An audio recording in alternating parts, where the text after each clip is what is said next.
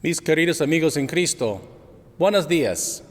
En este tercer domingo de Pascua, volvemos al primer domingo de Pascua, cuando los discípulos se encontraron por primera vez con Cristo resucitado.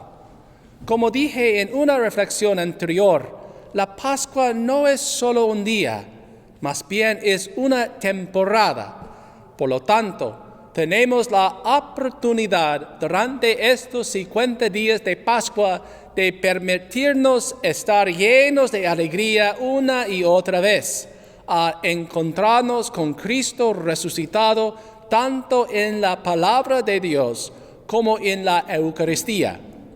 Este domingo acompañamos a dos de los discípulos de Jesús que salen de Jerusalén el primer domingo de Pascua. Sabían que Jesús había muerto y había sido enterrado, y ahora se les informó que la tumba fue encontrada vacía, que faltaba el cuerpo de Jesús. Su partida de Jerusalén sugiere que ya habían tenido suficiente. Estaban desanimados, decepcionados y consternados. Mientras se alejaban de Jerusalén, el Cristo resucitado se acercó y los acompañó, pero su desesperación los cegó. No reconocieron que su compañero desconocido en ese viaje era verdaderamente Jesús.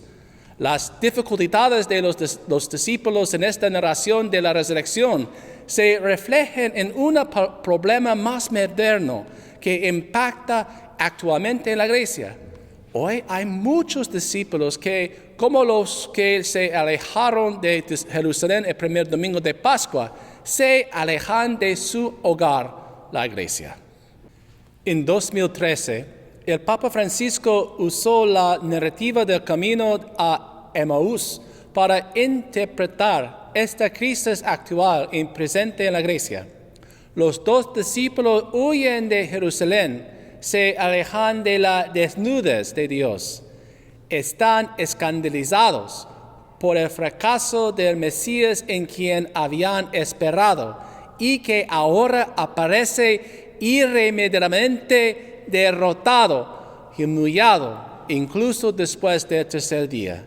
Es el misterio difícil de quien abandona la iglesia, de aquellos que tras haberse dejado seducir por otras propuestas, creen que la iglesia, Jerusalén, ya no puede ofrecer algo significativo e importante, y entonces van solos por el camino con su propia desilusión. Entonces, ¿cuál es la recomendación del Papa Francisco a la iglesia a la luz del encuentro de los discípulos con el Señor resucitado en el camino a Emaús? Él continúa: hace falta una iglesia que no tenga miedo a entrar en la noche de ellos. Necesitamos una iglesia capaz de encontrarlos en su camino. Necesitamos una iglesia capaz de entrar en su conversación. Necesitamos una iglesia que sepa dialogar con ellos, aquellos discípulos que, huyendo de Jerusalén, van sin una meta solos, con su propio desencanto, con la decepción de un cristianismo considerado ya estéril, infecundo, impotente para generar sentido. El camino a Emaús nos dice lo que significa ser iglesia. Al igual que Cristo resucitado, debemos acompañar a esos discípulos que han dejado su hogar, la iglesia, por una razón u otra.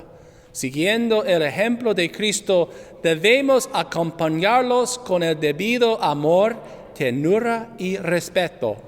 Debemos escucharlos y compartir la palabra de Dios con ellos, permitiendo que el cálido amor de Dios exuda de nuestros corazones y encienda sus corazones dentro de ellos una vez más. Por último, debemos guiarlos a la Eucaristía, la fuente y cumbre de nuestra vida cristiana.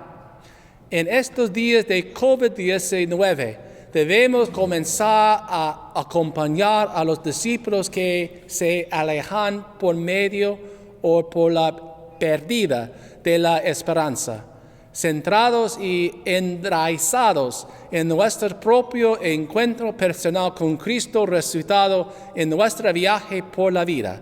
Motivémonos a quemar nuevamente sus corazones. Felices Pascuas. Dios te bendiga.